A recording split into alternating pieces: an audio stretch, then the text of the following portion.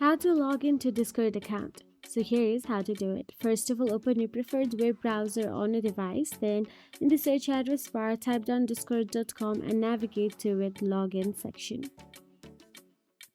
Now once you're in the login section, you will get to see email, phone number or password option available there. Now as usual, all you have to do is enter your email and password and that will be done and you can log into your account. But you can also see there is a QR code available right next to it.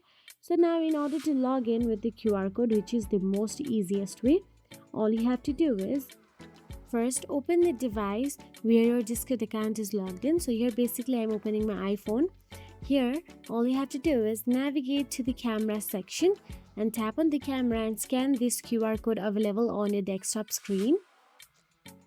Then all you have to do is tap on the discord.com option available at the QR code. Then you'll be navigated to the Discord app and you will be login once you tap on the login option available there. And that is it. If you found this video helpful, please like, share and subscribe our channel, and thank you so much for watching.